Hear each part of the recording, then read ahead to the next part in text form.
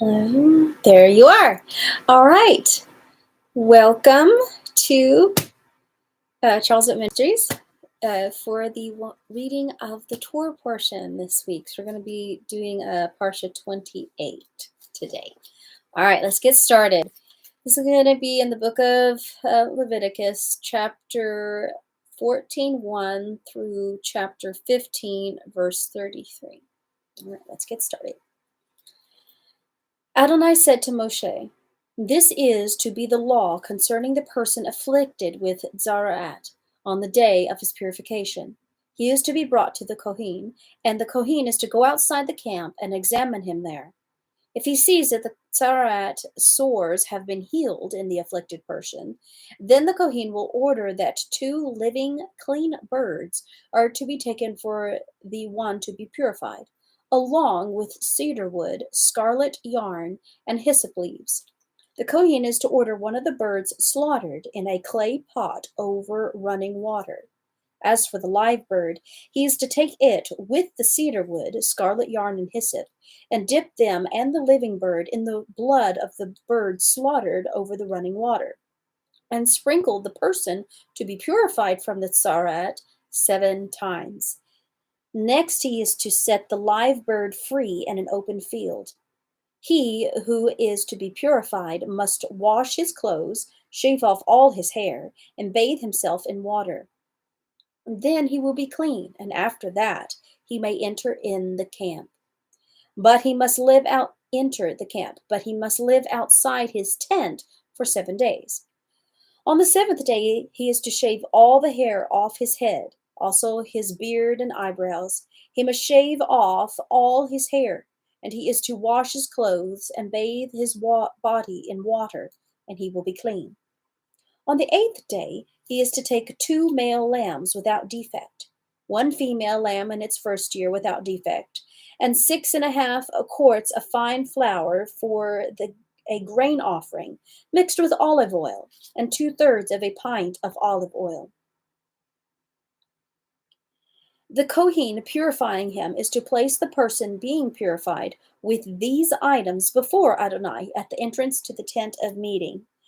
The Kohen is to take one of the male lambs and offer it as a guilt offering with the 2/3 pint of olive oil, then wave them as a wave offering before Adonai. He is to slaughter the male lamb at the place of the sanctuary for slaughtering sin offerings and burnt offerings. Because the guilt offering belongs to the Kohen, just like the sin offering, it is especially holy. The Kohen is to take some of the blood of the guilt offering and put it on the tip of the right ear of the person being purified, on the thumb of his right hand, and on the big toe of his right foot. Next, the Kohen is to take some of the 2/3 pint of olive oil and pour it into the palm of his own left hand. Dip his right finger in the oil that is in his left hand, and sprinkle from the oil with his finger 7 times before Adonai. Then the Kohen is to put some of the remaining oil in his hand on the tip of the right ear of the person being purified, on the thumb of his right hand, on the big toe of his right foot, and on the blood of the guilt offering. Finally, the Kohen is to put the rest of the oil in his hand on the head of the person being purified, and the Kohen will make atonement for him before Adonai. The Kohen is to offer the sin offering and make atonement for the person being purified because of his uncleanness. Afterwards, he is to slaughter the burnt offering. The Kohen is to offer the burnt offering and the grain offering on the altar. Thus the Kohen will make atonement for him, and he will be clean.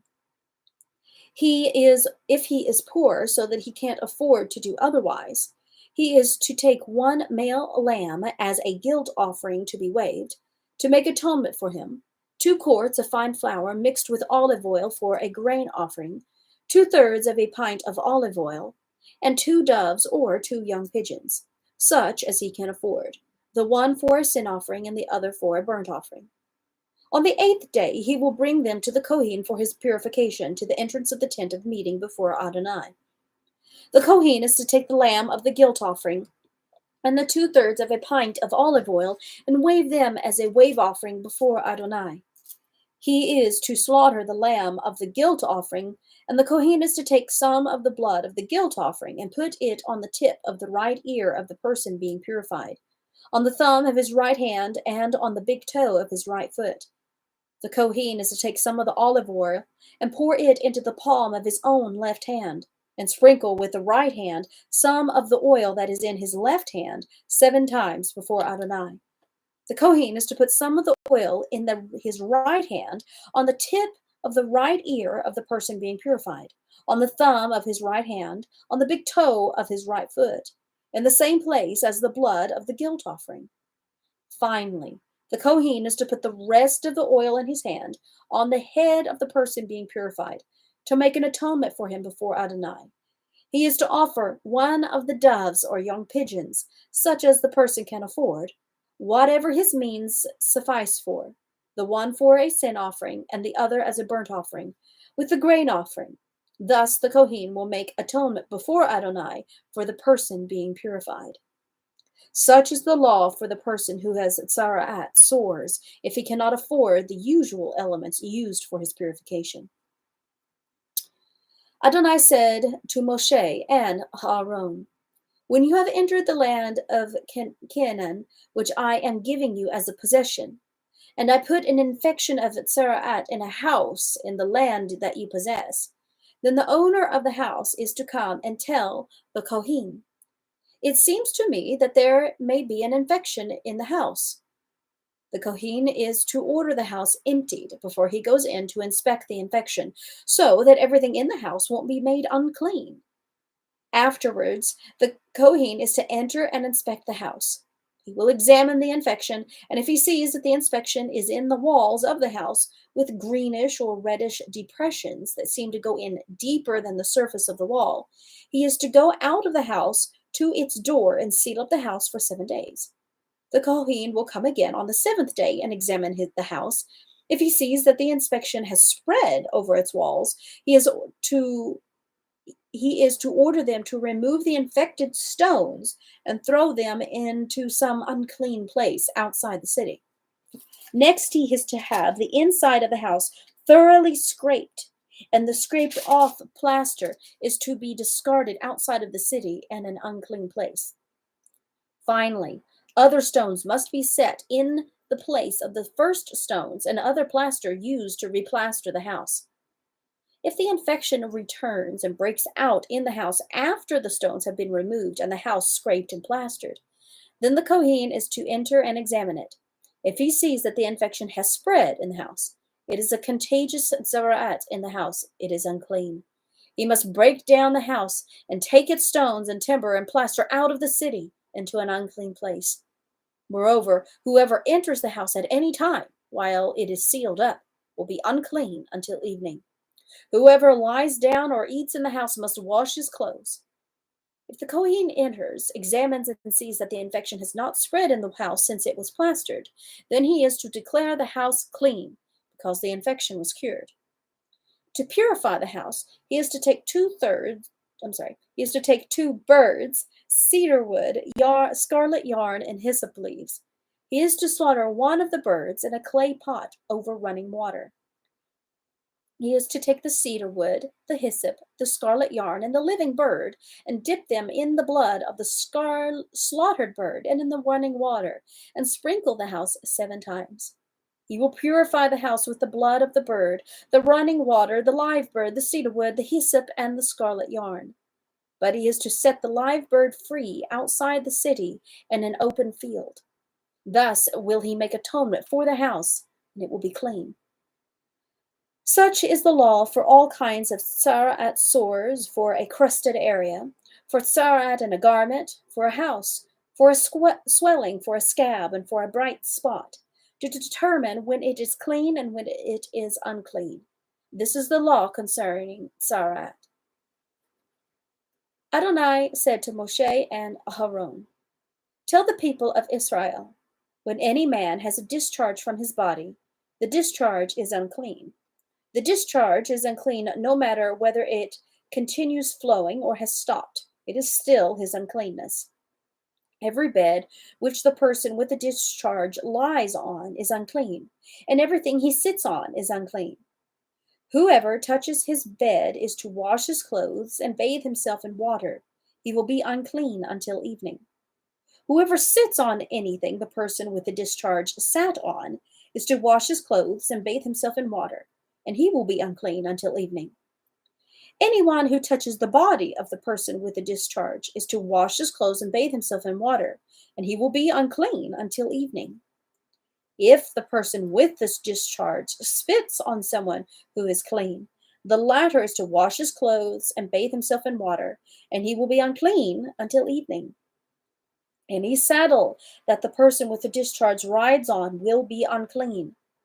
Whoever touches anything that was under him will be unclean until evening.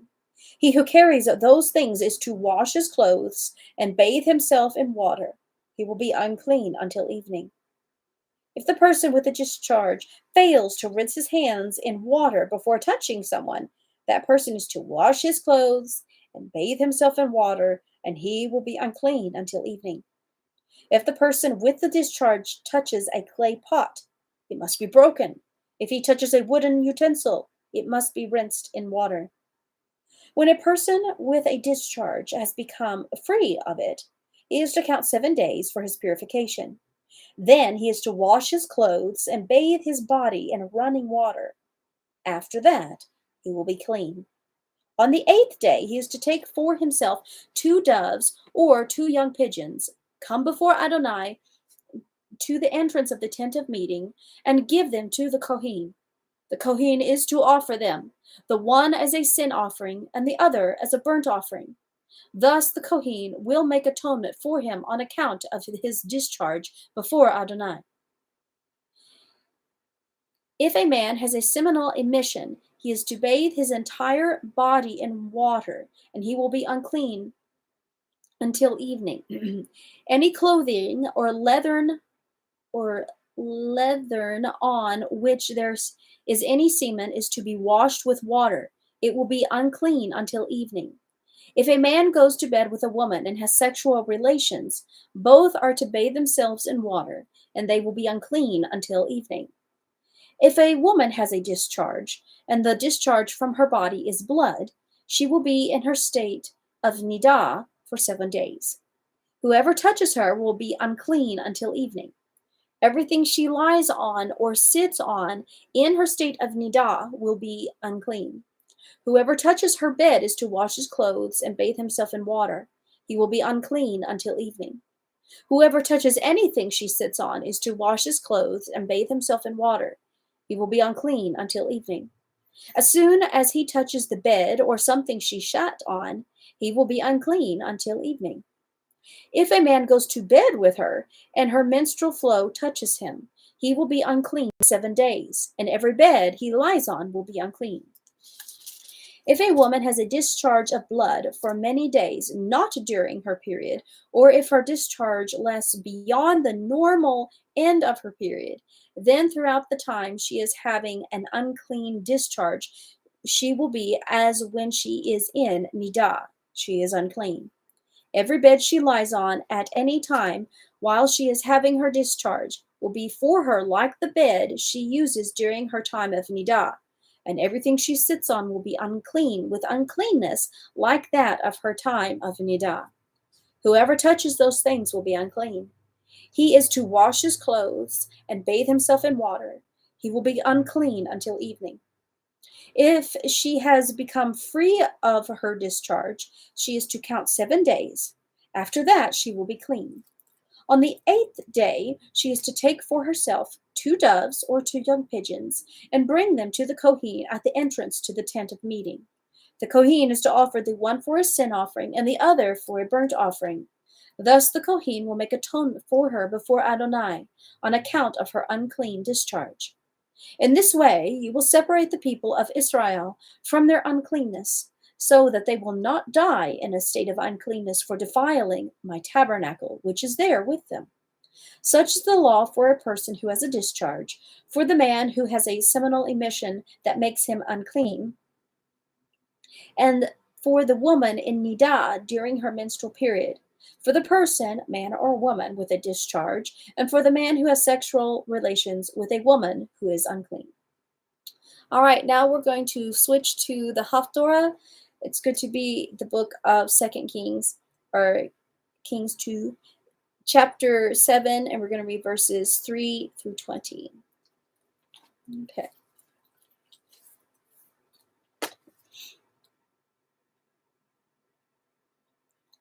Now there were 4 men with tzara'at at the entrance to the city gate, and they said to each other, "Why should we sit here till we die?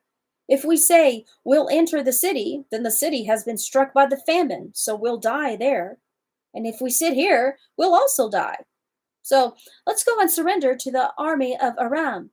If they spare our lives, we will live, and if they kill us, we'll only die." They got up during the twilight to go to the camp of Aram. But when they reached the outskirts of the camp of Aram, they saw no one. For Adonai had caused the army of Aram to hear the sound of chariots and horses. It sounded like a huge army. And they had said to each other, "The king of Israel must have hired the kings of Hittite and the kings of the Egyptians to attack us." So they jumped up and fled in the twilight, leaving their tents, horses, donkeys, and the whole camp just as it was, and ran for their lives. When these men with tzara'at reached the outskirts of the camp, they entered one of the tents, ate and drank, then took some silver and gold and clothing, and went and hid it. Next they returned and entered another tent, and took stuff from there, and went and hid it. But finally they said to each other, What we are doing is wrong. At a time of good news like this, we shouldn't keep it to ourselves. If we wait till morning, we will only earn punishment. So, come on, let's go and tell the king's household." So they came and shouted to the gatekeepers of the city and told them the news. "We went to the camp of Aram and no one was there. No human voice, just the horses and donkeys tied up and the tents left in place." The gatekeepers called and told it to the king's household inside. Then the king got up in the night. He said to his servants, "I'll tell you what Aram has done to us. They know that we're hungry, so they've gone outside the camp and hidden in the countryside, saying, when they come out of the city, we'll take them alive and get them inside the city." One of his servants answered, "I suggest letting some men take 5 of the remaining horses that are left in the city.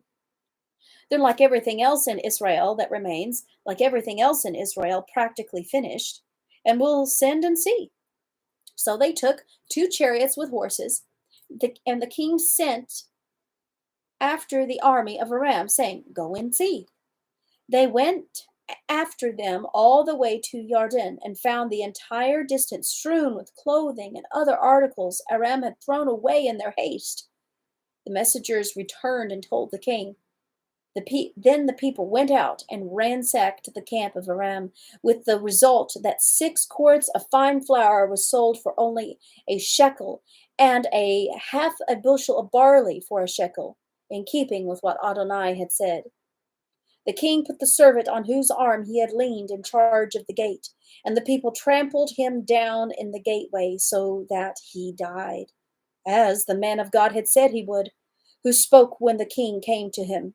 For the man of God had said to the king, "Tomorrow by this time 6 quarts of barley will sell for only a shekel, and a half a bushel of fine flour for a shekel in the market, at the gate of Shomron." The servant had answered the man of God, "Why, this couldn't happen. This couldn't happen even if Adonai made windows in heaven." And Elisha had said, "All right, you yourself will see it with your own eyes, but you won't eat any of it." That is exactly what happened to him, because the people trampled him down in the gateway so that he died. All right, thank you for joining our reading of the Torah portions this week. You guys have a wonderful Shabbat. Shabbat Shalom.